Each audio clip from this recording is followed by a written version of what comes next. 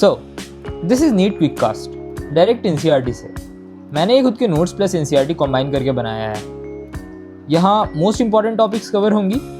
अगर किसी भी पॉइंट पे इन डेप्थ समझना हो देन एनसीईआरटी में वो टॉपिक खोल कर एक बार ज़रूर से पढ़ लेना। So let's begin.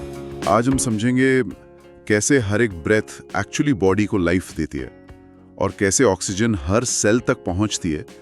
बेसिकली एक बहुत ही माइंड बेंडिंग केमिकल प्रोसेस है जो हर किसी की बॉडी में हर सेकंड चल रहा है। ऑक्सीजन एंटर कर रही है, रेड ब्लड सेल्स को हाईजैक कर रही है और ब्रेन से लेकर टोस तक हर एक सेल को फ्यूल दे रही है। हाँ बिल्कुल। और सबसे बड़ा कैच ये है कि अगर बॉडी में ऑक्सीजन का लेवल थोड़ा ड्रॉप हो जाए तो बॉडी उतना पैनिक नहीं करती। ह्यूमन बॉडी का जो ब्रीदिंग कंट्रोल सिस्टम है वो ऑक्सीजन की कमी पर नहीं बल्कि कार्बन डाइऑक्साइड के जहरीलेपन पर डिपेंड करता है। ब्रीदिंग का ट्रिगर O2 नहीं CO2 है। राइट। ये बायोलॉजी का एक बहुत ही फैसिनेटिंग ट्रुथ है। नेचर ने ह्यूमन मशीनरी को वेस्ट निकालने पर ज्यादा फोकस करने के लिए डिजाइन किया है और आज इस डीप डाइव में हम एग्जैक्टली यही मैकेनिक्स अनपैक करने वाले हैं। हमारा मिशन एनसीईआरटी बायोलॉजी के core chapter breathing and exchange of gases का एक डिटेल्ड एनालिसिस करना है। सही बात है।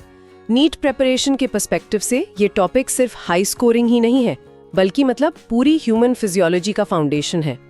आज हम हेवी बायोकेमिकल डिटेल्स में फंसने के बजाय इसके प्योर फ्लो और सीक्वेंस पर ध्यान देंगे, क्योंकि एक बार ऑक्सीजन मॉलिक्यूल का पाथवे और लॉजिक क्लियर हो जाए तो डायरेक्ट क्वेश्चन सॉल्व करना बहुत इंट्यूटिव हो जाता है। तो इस जर्नी को बिल्कुल जीरो से स्टार्ट करते हैं। बायोलॉजी सोर्सेज में एक बड़ा मिसकंसेप्शन ये दिखता है कि लोग ब्रीदिंग और रेस्पिरेशन को एग्जैक्टली सेम प्रोसेस मान लेते हैं। बोलने में दोनों सांस लेना ही लगते हैं। हाँ, पर साइंटिफिकली दोनों बिल्कुल अलग कॉन्सेप्ट्स हैं। ब्रीदिंग एक प्योरली फिजिकल प्रोसेस है, एक तरह का वेंटिलेशन सिस्टम। एनवायरनमेंट से ऑक्सीजन रिच एयर अंदर इनहेल करना और कार्बन डाइऑक्साइड रिच एयर को बाहर एक्सहेल करना, बस यही ब्रीदिंग है। इसमें कोई एनर्जी प्रोडक्शन नहीं होता। अच्छा, तो फिर रेस्पिरेशन उसके आगे का स्टेप हुआ, राइट? एग्जैक्टली। रेस्पिरेशन एक सेल्यूलर प्रोसेस है। जब ब्रीदिंग से ऑक्सीजन सेल्स तक पहुंच जाती है तब सेल उस ऑक्सीजन को यूज करता है। वो ऑक्सीजन ग्लूकोज जैसे रेस्पिरेटरी सब्सटेंस का ब्रेकडाउन करती है और रिजल्ट में एटीपी एनर्जी बनती है। Got it. तो इन सिंपल वर्ड्स ब्रीदिंग एक डिलीवरी सिस्टम है जो रॉ मटेरियल लाता है और रेस्पिरेशन वो फैक्ट्री है जहां उस मटेरियल से एक्चुअली एनर्जी प्रोड्यूस होती है। एग्जैक्टली। सो एवोल्यूशन के पर्सपेक्टिव से क्या सभी एनिमल्स का डिलीवरी सिस्टम सेम होता है? नहीं। नेचर ने रेस्पिरेटरी ऑर्गन्स को ऑर्गेनिज्म के हैबिटेट और उसकी बॉडी कॉम्प्लेक्सिटी के हिसाब से अपग्रेड किया है। अगर हम लोअर इनवर्टेब्रेट्स की बात करें जैसे स्पंजेस, कॉलिन्ट्रेट्स या फ्लैटवर्म्स, तो इनके पास कोई स्पेसिफिक ऑर्गन नहीं होता। इनकी बॉडी इतनी सिंपल होती है कि एनवायरनमेंट के डायरेक्ट कांटेक्ट में रहकर जनरल बॉडी सरफेस से ही सिंपल डिफ्यूजन हो जाता है। ओह, सिंपल डिफ्यूजन से काम चल जाता है उनका। पर जैसे जैसे ऑर्गेनिजम्स का साइज बड़ा हुआ, तब तो सिंपल डिफ्यूजन सफिशिएंट नहीं रहा होगा। सही पकड़ा। वहां से स्पेशलाइज्ड ऑर्गन्स इवॉल्व हुए। जैसे अर्थवर्म का केस लेते हैं, वो मिट्टी में रहते हैं और उनकी बॉडी मॉइस्ट क्यूटिकल यानी मॉइस्ट स्किन का यूज करती है। स्किन की मॉइस्चर में गैसेस डिसॉल्व होती हैं और डिफ्यूजन होता है। और इंसेक्ट्स ने तो शायद एक कंप्लीटली अलग राउट लिया है। हाँ, इंसेक्ट्स के बॉडी में ट्यूब्स का एक कॉम्प्लेक्स नेटवर्क होता है जिसे ट्रैकियल ट्यूब्स कहते हैं। ये ट्यूब्स डायरेक्टली हवा को हर सेल तक पहुंचाती हैं। विट रियली? मतलब इंसेक्ट्स को हवा ट्रांसपोर्ट करने के लिए ब्लड की जरूरत ही नहीं पड़ती, उनका वेंटिलेशन सिस्टम डायरेक्टली सेल से कनेक्टेड होता है। एब्सोल्युटली। फिर हम आते हैं एक्वाटिक ऑर्गेनिजम्स पर, जैसे फिशेस, एक्वाटिक आर्थ्रोपॉड्स या मोलस्क्स। इन्हें पानी में सांस लेनी होती है। पानी में डिसॉल्व्ड ऑक्सीजन हवा के कंपैरिजन में बहुत कम होती है। इस चैलेंज के लिए नेचर ने गिल्स डिजाइन किए। इन स्पेशल वास्कुलराइज्ड स्ट्रक्चर्स के थ्रू होने वाले गैस एक्सचेंज को ब्रांचियल रेस्पिरेशन कहते हैं। और फाइनली आते हैं लैंड एनिमल्स, टेरेस्ट्रियल फॉर्म्स, जिसमें एम्फीबियंस, रेप्टाइल्स, बर्ड्स और मैमल्स आते हैं। इनके पास कॉम्प्लेक्स लंग्स होते हैं। हाँ, इसलिए इसको पल्मोनरी रेस्पिरेशन कहते हैं। हालांकि एम्फीबियंस जैसे फ्रॉग्स थोड़े स्पेशल हैं। वो जमीन पर लंग्स यूज करते हैं पर पानी में या मॉइस्ट सरफेस पर अपनी स्किन से भी रेस्पायर कर सकते हैं। इस बैकअप को क्यूटेनियस रेस्पिरेशन कहते हैं। जैसे जैसे कॉम्प्लेक्स डिमांड्स बढ़ी, नेचर ने वेंटिलेशन सिस्टम को बेसिक स्किन से अपग्रेड करके कॉम्प्लेक्स लंग्स बना दिए। अब ह्यूमन रेस्पिरेटरी सिस्टम पर आते हैं। फ्यूचर डॉक्टर्स के लिए इस पूरे एनाटॉमी पाथवे का सीक्वेंस क्लियर होना बहुत क्रिटिकल है। बिल्कुल। एक्सटर्नल नॉस्ट्रिल से शुरुआत होती है। हवा नॉस्ट्रिल से नेजल चेंबर में एंटर करती है और ये चेंबर सिर्फ एक खोखला पाइप नहीं है, ये एक्चुअली एक इनबिल्ट एयर कंडीशनर की तरह काम करता है। ये हवा को ह्यूमिडिफाई करता है, डस्ट फिल्टर करता है और ठंडी हवा को बॉडी टेम्परेचर तक हीट अप करता है। दोनों का कॉमन पैसेज है, लेकिन यहाँ एक प्रैक्टिकल मैकेनिकल प्रॉब्लम दिखती है। अगर एक ही कॉमन पाइप है तो खाना खाते वक्त वो विंड पाइप में क्यों नहीं चला जाता? यहाँ एपिग्लॉटिस का रोल आता है, जो एक सिक्योरिटी गार्ड जैसा है। जब स्वॉलोइंग होती है, जब हम खाना निगलते हैं, तो ये thin cartilaginous flap automatically glottis को कवर कर लेता है। ग्लॉटिस लैरिंग्स की ओपनिंग है ना? एग्जैक्टली। तो एपिग्लॉटिस मेक श्योर करता है कि खाना सिर्फ ईसोफेगस यानी फूड पाइप में जाए और रेस्पिरेटरी ट्रैक्ट में एंटर ना करे। ग्लॉटिस से हवा लैरिंग्स में जाती है, जो एक कार्टिलेजिनस साउंड बॉक्स है, और वहां से हवा सीधा ट्रेकिया में एंटर करती है। राइट। ट्रेकिया एक स्ट्रेट ट्यूब है जो मिड थोरासिक कैविटी तक डाउन मूव करती है और ठीक 5th थोरासिक वर्टिब्रा के लेवल पर आकर राइट और लेफ्ट प्राइमरी ब्रोंकाई में डिवाइड हो जाती है। सही बात है। सही। लेकिन इसमें मुझे एक स्पेसिफिक डिटेल हाईलाइट करनी है। कार्टिलेजिनस रिंग्स का कॉन्सेप्ट, ट्रेकिया, ब्रोंकाई और इनिशियल ब्रोंकियोल्स तक incomplete C shaped cartilaginous rings होती हैं। मैं सोच रहा था कि ये इनकम्प्लीट क्यों है और इनका फंक्शन क्या है? फिजिक्स का एक बहुत बेसिक रूल है इसके पीछे। जब हवा लंग से बाहर निकल रही होती है तो ट्यूब में नेगेटिव प्रेशर बनता है। अगर कोई सपोर्ट ना हो तो वो सॉफ्ट ट्यूब्स बिल्कुल प्लास्टिक स्ट्रॉ की तरह कोलैप्स हो जाएंगी, यानी पिचक जाएंगी। ये रिंग्स उन्हें ओपन रखती हैं। और इनकम्प्लीट होने का क्या रीजन है? क्योंकि ट्रेकिया के ठीक पीछे इसोफेगस होता है।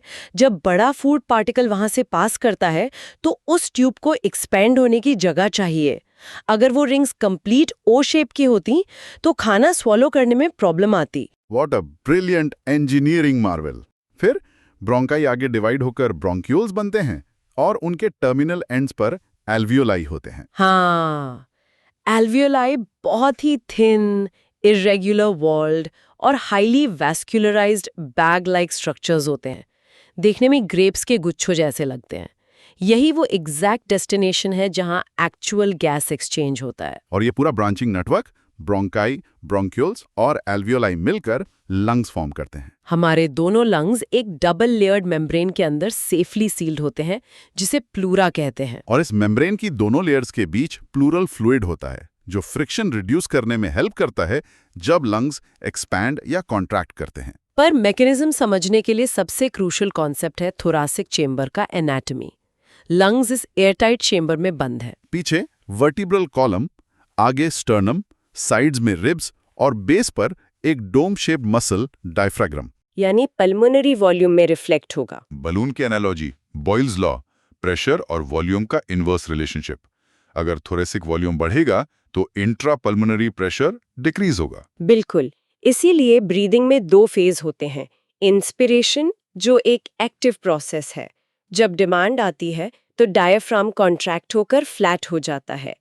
इससे एंटीरो-पोस्टीरियर एक्सिस यानी ऊपर से नीचे का वॉल्यूम बढ़ता है। और साथ ही एक्सटर्नल इंटरकॉस्टल मसल्स भी रिब्स को आउटवर्ड पुल करती हैं, जिससे डोर्सो वेंट्रल एक्सिस का वॉल्यूम बढ़ जाता है। सही। तो चेंबर हर तरफ से एक्सपेंड हो गया। लंग्स के अंदर का प्रेशर एटमॉस्फेरिक प्रेशर से कम हो जाता है।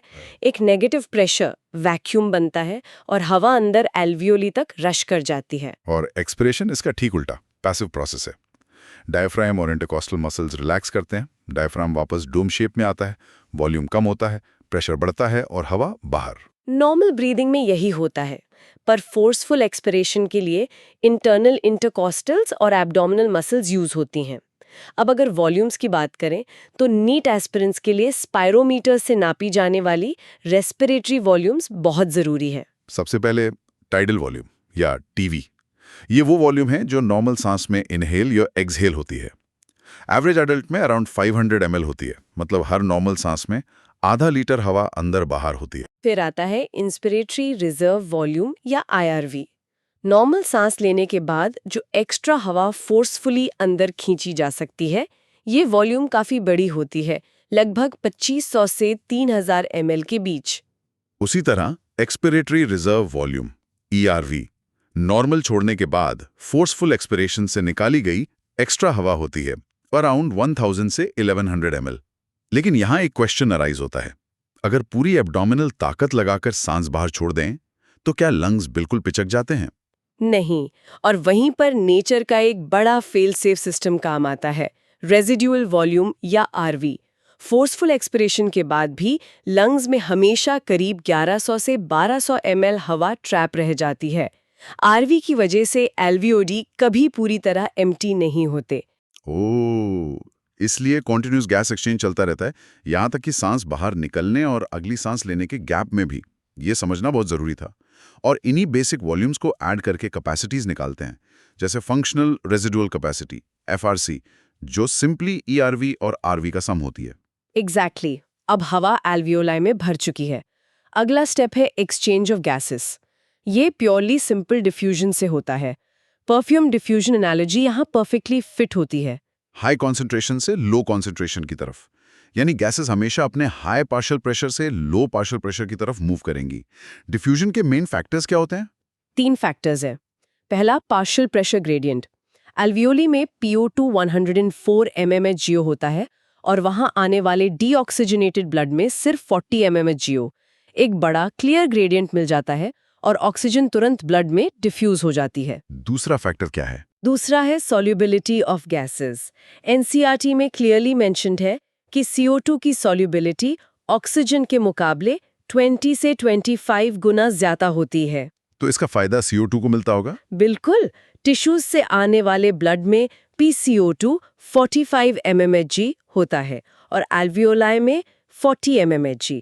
सिर्फ 5 mmHg के डिफरेंस से भी CO2 बड़ी इजीली डिफ्यूज कर जाती है क्योंकि सॉल्युबिलिटी बहुत हाई है। और तीसरा फैक्टर वो एक्चुअल बैरियर है, थिकनेस ऑफ मेम्ब्रेन।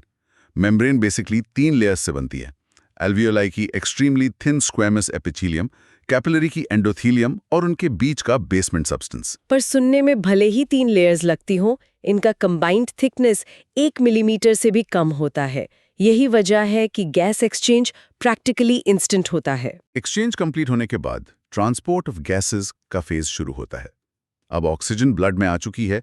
ट्रांसपोर्ट के लिए लगभग 97% ऑक्सीजन RBCs में प्रेजेंट हीमोग्लोबिन के साथ बाइंड करके ऑक्सी हीमोग्लोबिन बनाती है। और याद रखने वाली बात यह है कि एक haemoglobin molecule exactly 4 oxygen molecules को कैरी करता है। बाकी की 3% ऑक्सीजन डायरेक्ट ब्लड प्लाज्मा में डिसॉल्व्ड स्टेट में ट्रैवल करती है। इस प्रोसेस को एक एनालॉजी से समझते हैं। हीमोग्लोबिन को एक डिलीवरी ट्रक या टैक्सी मान लीजिए। ये टैक्सी लंग्स से ऑक्सीजन पिक करती है, पर टैक्सी ड्राइवर को ये कैसे पता चलता है कि ऑक्सीजन को इफेक्टिवली टिश्यूज में ही ड्रॉप करना है? इस आंसर के लिए बोर इफेक्ट और ऑक्सीजन डिसोसिएशन कर्व, जो एक सिग्मॉइड S शेप ग्राफ होता है, उसे देखना पड़ता है। हीमोग्लोबिन और ऑक्सीजन की दोस्ती प्योरली सराउंडिंग एनवायरनमेंट तय करता है। लंग्स में हाई PO2 और लो PCO2 होता है तो ऑक्सीजन हीमोग्लोबिन से बाइंड कर जाती है। और टिश्यूज के पास जाते ही एनवायरनमेंट बदल जाता होगा। लॉजिकली सोचें तो टिश्यूज कंटिन्यूसली ग्लूकोज बर्न कर रहे हैं, तो CO2 बहुत ज्यादा प्रोड्यूस हो रही है, यानी टिश्यूज में PCO2 हाई होगा। सही जा रहे हैं। सेलुलर रेस्पिरेशन एसिड्स बनाता है, तो H+ आयन कॉन्सेंट्रेशन हाई होगा और pH लो हो जाएगा। प्लस कंटिन्यूस वर्क से टेम्परेचर भी ज्यादा होगा। एग्जैक्टली। ये तीनों factors, high PCO2, high H+ ions और हाई टेम्परेचर, हीमोग्लोबिन के स्ट्रक्चर में स्लाइड चेंज करते हैं और ऑक्सीजन के साथ उसकी एफिनिटी तोड़ देते हैं।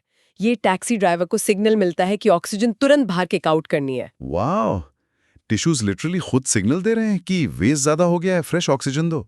और डिलीवरी स्टैट्स कहते हैं कि हर 100 ml ऑक्सीजनेटेड ब्लड टिश्यूज को around 5 ml oxygen successfully deliver करता है। और वापसी का रास्ता भी उतना ही सेट है। CO2 का ट्रांसपोर्ट मेनली 3 फॉर्म्स में होता है। सबसे बड़ा पार्ट लगभग 70% बाइकार्बोनेट आयंस के फॉर्म में होता है। RBCs के अंदर एक बहुत फास्ट एंजाइम काम करता है, कार्बोनिक एनहाइड्रेज, जो इसमें हेल्प करता है। फिर अराउंड 20 से 25% CO2 प्रैक्टिकली डायरेक्टली हीमोग्लोबिन से बाइंड करके कार्बामिनो हीमोग्लोबिन बनाती है और बाकी 7% प्लाज्मा में डिसॉल्व होकर आती है। यहाँ वापस ही के स्टैट्स बताते हैं कि 100 ml deoxygenated blood practically alveoli को 4 ml CO2 लौटा देता है। अब दिन रात सांस चल रही है, पर हमारी ब्रीदिंग रेट फिक्स तो रहती नहीं, कभी तेज कभी धीमी। इसका रेगुलेशन ब्रेन से होता है। ब्रेन के मेड्यूला रीजन में रेस्पिरेटरी रिदम सेंटर होता है जो बेसिक ब्रीदिंग रिदम को मेंटेन करता है। और मेडुला के ऊपर पॉन्स रीजन होता है जहां न्यूमोटैक्सिक सेंटर है, वो इस रिदम को ऑल्टर कर सकता है।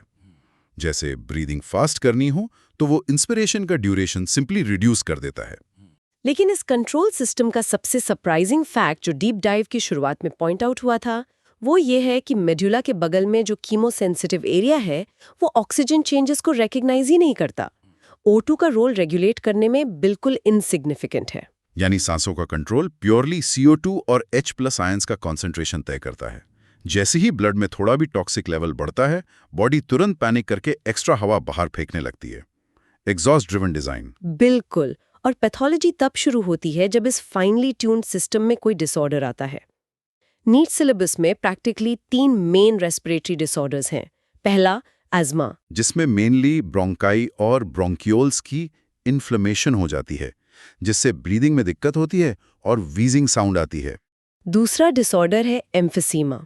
ये बहुत ही सीरियस क्रॉनिक इशू है। इसमें एल्वियोलर वॉल्स फिजिकली डैमेज हो जाती हैं। कई एल्वियोलाई फ्यूज होकर एक बड़ा चेंबर बना देती हैं। इससे actual respiratory surface area drastically decrease हो जाता है। और सबसे बड़ा कारण इसका सिगरेट स्मोकिंग है। स्मोक डेलिकेट एल्वियोला वॉल्स को परमानेंटली डिस्ट्रॉय कर देता है।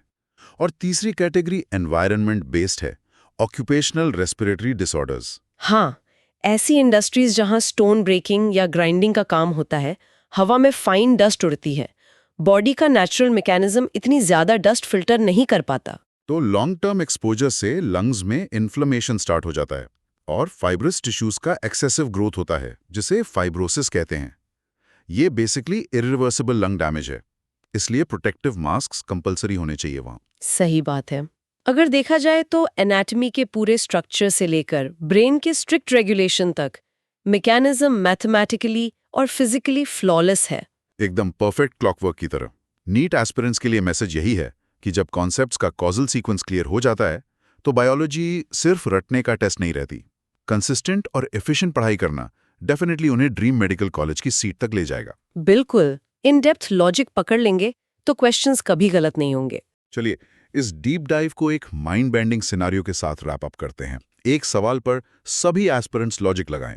अगर कोई हेल्दी इंसान अचानक सी लेवल से ट्रैवल करके बहुत ऊंचे पहाड़ पर यानी हाई एल्टीट्यूड पर चला जाए, जहां एटमॉस्फेरिक PO2 एक्चुअली बहुत कम होता है, तो ऐसे एनवायरनमेंट में बॉडी कैसे रिएक्ट करेगी?